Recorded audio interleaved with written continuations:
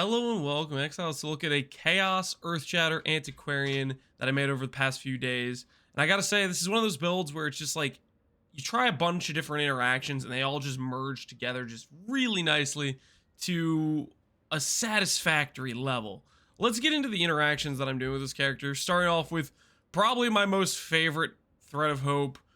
This one grows on me more and more every single time. It's a massive outside of Templar when you're playing a Marauder start and you're coming over this way, combined with a Elegant Hubris. What do I like about this? So we're playing a Chaos-based skill in terms of like our base damage is Chaos. There's not a lot of percent damage for Chaos around this side of the tree. Most of it is either Fizz-based on a lot of the Marauder stuff, or Elemental-based going into Templar, and we're playing with a Mace slash a Scepter. So how do we get percent damage? Well, with this Thread of Hope, combined with this Elegant Hubris, we actually get a bunch of minion damage, which we can then take Spiritual Aid to get percent damage scaling for our Chaos. Another nice thing about going through this Thread of Hope here like this, and going this side of the minion damage wheel, is we get all this attack speed, and the Thread of Hope actually hits Spiritual Command. So we get a bunch of attack speed doing this as well. On top of, we get Retribution, the node that has 15% minion damage on top of 15% damage. So some really, really efficient points all within this. 10% life here, 10 rage here, purity of flesh, 10% life, 8% chaos res. A lot of nice things. What else are we doing with this node? We're also getting a bit of chaos res and a bit of spell block. This is helping us get glancing blows, block cap roughly. If you cannot get this exact Elegant Hubris, you don't need this specific one. You can get other ones that have different nodes on it. You can always go for a prodigious defense on your shield cluster, for example, instead of veteran defender, which will give you spell and attack block, and then you can go for spell block on the shield, and you should end up at roughly glancing blows block cap if you do that. Say you can't get the spell block here. The point is, you'll go for a timeless jewel calculator. You look for nodes that have minion damage or damage for endurance or crit multi. There's a lot of good damage nodes you can get with it, and this works pretty seamlessly. On top of that, obviously we are playing a Supreme Ostentation build because we have a lot of attribute requirements that are all over the place in terms of int, in terms of dex, in terms of strength. And on top of that, I'm doing a Warcry Echoes of Creation build with Auto Exert. I'd like to have good Warcry CDR, which means I want to tattoo almost all my strength nodes to CDR. So, leaning into that, we go Supreme Ostentation. Now, why on earth am I wearing a Syndicate's garb? Why am I all over the place in terms of ES gear with dex gear? What's the reasoning behind that? Well, it is because of Iron Reflexes and an interesting mechanic between Iron Reflexes and the gain ward mechanics.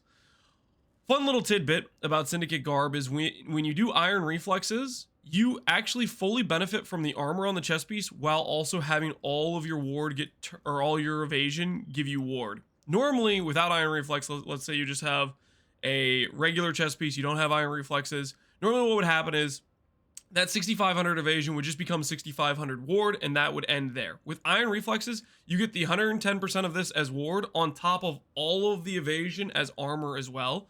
So we get to double dip on basically our chest piece, not losing out on the armor scaling. On top of that, if you use something like a Forbidden Flesh Unbreakable, the node that gives you double your base armor from your chest piece, that actually works with an evasion chest piece with Iron Reflexes. Fun little fact is, evasion pieces just roll higher flat numbers than armor chest pieces, or at least they did when you compared like Glorious versus a I forget the old T1 evasion base, Zodiac I think it was. Right now, comparing Syndicate to Royal, they might be the same. I'm not 100% sure, but previously the evasion base just had a higher flat number, so with a Jug stacking armor, you could get more out of evasion chest piece than you could in armor, which is just a little bit kind of funny.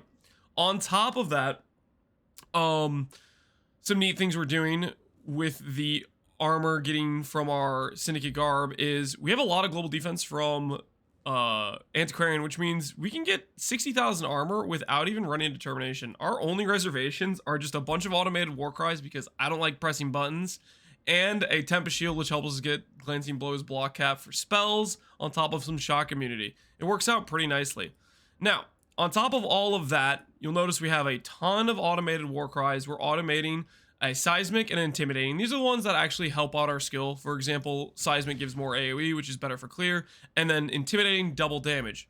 The next exerts are solely just because of the damage multiplier we're getting from Echoes of Creation plus overexertion. The idea is the more exerts you have on a war cry, the more damage multiplier you're getting between the helmet and that overexert support.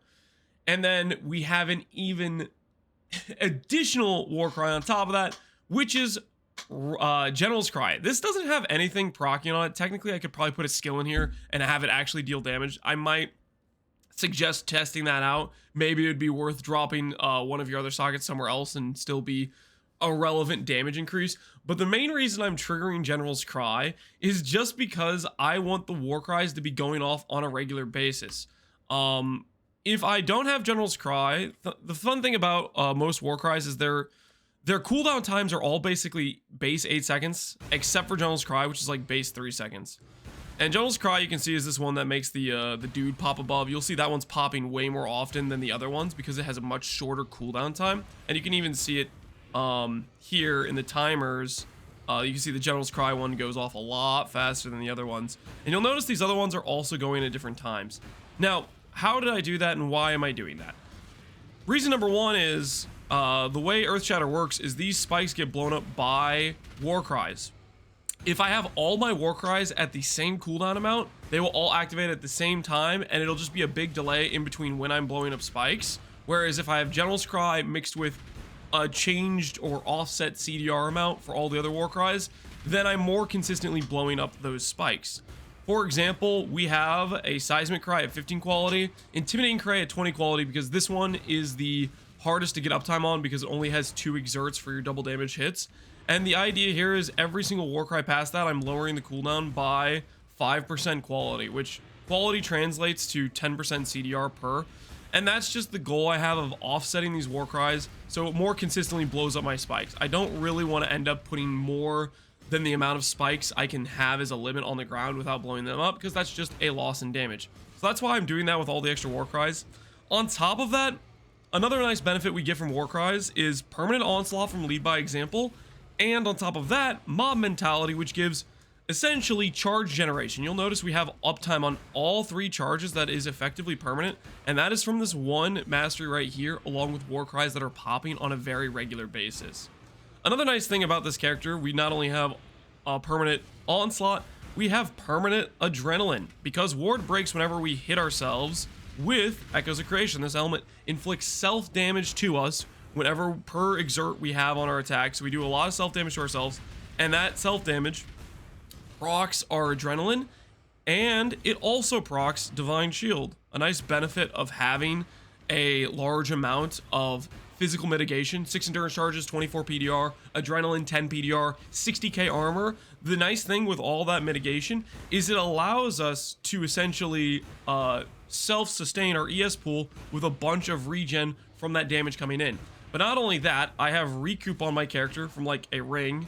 Honestly, I'd like to see if I could get more recoup. Maybe a second recoup roll would be really good, because on top of building up Divine Shield sustain, we'd be building up recoup behind it for more sustain on top of that, which would feel pretty good. But it doesn't stop there. We have 60k armor, Glancing Blows block, and a 1700 ES pool. Why are we doing that? We're running Aegis Aurora with melding. The 1700 ES pool with 75 Glancing Blows block basically means every single time we get hit, 2% of 60k armor is like 1200 ES. So it's a pseudo shotgun protection against any shotgunning hits we'll run into while mapping. And then of course, with something like an Aegis, you really want to promote going max res and going something like melding. So we have max res on our chest piece. So we 8 max res between the shield and the chest piece. And then we run max res on the 2 max res that are close by. So 6 max res there and there. Takes us to about 14 max res. And then I believe I have 2 jewel sockets for, is it 18 max res total? I think 18 max res total is what I have. And then -4 for melding, which puts us at 89 max all res. Honestly, if you gear a little bit more, you can force in 90, but 89 I'm pretty happy with. On top of all of that, we are also running an Overlord cluster for Fortify. And you may be wondering, Lance, why are you wearing a Scepter? Fun facts about Scepters is they have all the same nodes you can take for maces and scepters. They share clusters, but the thing about Scepters is they have higher base attack speed and higher base crit.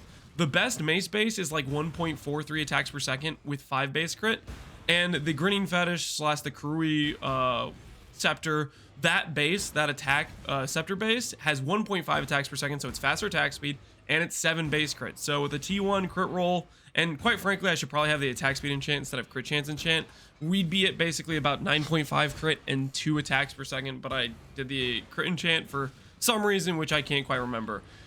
So anyways, what is that giving us? It's giving us the ability to go crit fairly easily without having to invest too much into it, along with decent attacks per second. So our leap slam should be fairly fast, along with our slamming as well.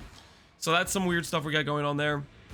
Other gear pieces, the whole fuel to our flat damage is Night Grip. You've probably seen this a gajillion times with Antiquarian. It's just way too easy to build with this Ascendancy. Because of global defense from Starlight Reflector, Calgarian armor, it's just too free. It's hard to pass up, I think, in my opinion. So that's one of those things. It gets us a bunch of base damage. We have 20k ward, which gives us 2000 flat damage, which makes this weapon hit like a 4000 chaos per second DPS weapon, which is just kind of absurd to think about. On top of all that, since we were chaos based, we were running Wither with Nightshade. This gives 3 Wither debuffs on hit. So when we're doing a bunch of hits per second with our Earth Shatter, that is stacking up our ward very, very quickly. And I'll leave this zone so I'm not war crying constantly in the background. I should have thought about that earlier, but I didn't.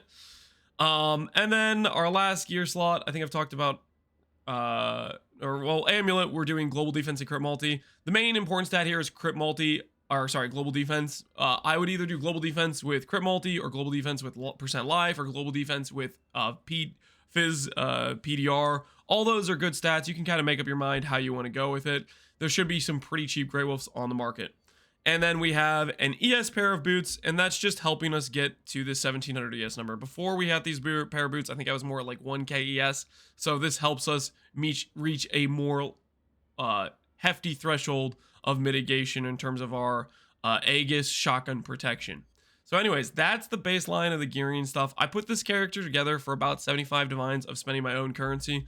My guess is this character, if a bunch of people try to snipe out the market, for example, let's say Forbidden Flame jewels get bought up, don't worry, you can literally play the build without these jewels. I will showcase the Synthesis boss without them right now, just to showcase an Uber boss with no jewels. When I do this, I lose about half my armor, so my Fizz mitigation gets a little bit bricked, makes this a bit less tanky, but ultimately, I'm just trying to prove the point that if there's a fairly limited item like this and it spikes in price, you can play without it. Anyways, let's go ahead and showcase this Uber Cortex. Just give an idea of what the playstyle is. It's pretty much just jump around, Earth Shatter, jump around, Earth Shatter. That's pretty much it. And then if you get to a boss, you press Despair. And then occasionally, if you feel like you're in danger, you can press Molten Shell to tank like a big mechanic. That's the sort of idea of the character. I'm not gonna lie, I'm really happy with how this thing turned out. This is an absolute beast for the currency investment, I would say, and I can heavily recommend it after playing this build. It's just a winner. It's just a downright winner. There's a lot of times you make characters, you're like, it's decent, it's okay. I could confidently say that with the money I've put in versus how this character's performing, I think it's exceptional. And if you want to play a slammy style character, this character will be good for you. Also, let's say you don't like Earth Shatter. It's super generic scaling. You can sock it in any mace skill you want to, and it will work. For example, on stream a day or two ago, we just showcased doing Earthquake, and it worked fine. Some skills are better than others. You can experiment with different slam skills depending on what you want to do, but the scaling is pretty generic, so any slam skill that works with a mace or a scepter will work for this build and work quite cleanly, I would say, or I would imagine it should. So we're gonna Berserk, we're gonna put down our Despair, and we're gonna insta wipe them. And then that's pretty much just how it works. Boss spawns, you put down Despair, you maybe trigger your Berserk, and then you go ham. There's not much more to it. The DPS is insane. The character has good shotgun potential. Sustain. You have good sustain from Divine Shield plus recoup on your life. Man, I got pulled really hard into min-max builds this league, and I think it was a mistake on my end, honestly. I think I got too drawn into the min-max projects because there's just so many cool builds to make with these Ascendancies, and I really limited myself. So I think over the next few days here, I'm just gonna work on trying to make more fun builds and less min-maxy, getting stuck in like crafting prison for too long. But yeah, let's finish up this Cortex fight. I don't know. I don't know. I really like crafting, but at the same time, if you get too involved in like a really min-maxy project, it gets real time expensive fast, in terms of like you just suck up so much time, and before you know it, a month's gone by and you've been on the same build because of crafting projects or whatever it is. But yeah, that is what it looks like doing a Uber Cortex on the character without our Forbidden Flesh and Flame defensive jewels. Jewel alternatives, you can either do rare jewels if these get expensive, or you can do double exert from Berserker. You can do attack speed rage from Berserker. You can steal, technically, if you wanted, you can look into some of the chieftain nodes. Like, for example, you could grab Fist of War. Not a very good link for a build like this with how fast we're attacking, but at the same time, Fist of War looks cool. You know, when you slam it, does the red animation to it. I wish I could just get that animation all the time when I'm playing slimy builds, but sometimes you get a little bit faster attack speed and you can't be appreciating the Fist of War animation as much. But yeah, anyways, this is the Chaos Earthshatter Antiquarian. I think I went over the majority of the nice little synergies and mechanics we went for here. Hopefully you guys like this character. And oh, one thing I did forget about is rage gen. How are we generating rage permanently without any issues in uptime? One Warcry mastery with all of our Warcries going off. That's how we have so much rage uptime and can do Berserk whenever we want on a boss and have good single target. Yep. All right. Anyways, that should clear up most of the mechanics of the build. Hopefully you guys enjoyed, as always. Oh, wait, one more thing. People are going to ask about it. If you care about evasion chest piece versus hybrid, Lance, why didn't you do a hybrid chest piece? The simple answer is hybrid chest piece will get you more ward, probably about 20% more ward. We'd probably be at like 25k ward, something like that if we did a hybrid chest piece. And the pure evasion chest piece gets you more armor, because iron reflexes will take this entire evasion number and make it armor I can benefit from. Whereas if I had a conquest lamellar, which would be like 4k, it would only give me 4k base armor, and that other 4k armor would go straight into ward. So it's the difference in having like 4k base armor versus 6k base armor, then that getting doubled by Unbreakable, versus having 8k ward compared to like 6,000 ward. That's the main idea. I'd recommend crafting the chest piece either with 20 quality, just doing recombinators for triple T1 of the evasion or the defensive stat rolls, or you can just do dense fossils on a high quality base. That's kind of up to you. I did recombinations where I specifically got pieces that had really good divine rolls, because recombinator doesn't read divine. So that way when I put it together, I'd have a really good divine. Syndicate, for what it's worth, Syndicate high quality bases are not expensive. I bought an unsplit 29 quality for 1 divine, which felt like I was stealing it almost, compared to when you look at necrotics or like Twilight Regalias, the high quality bases for those things cost a lot. Anyways, I'm gonna stop yapping. Hopefully you guys enjoyed this video on the character. As always, thanks for watching, Exiles. Take care and peace out. Have a good one.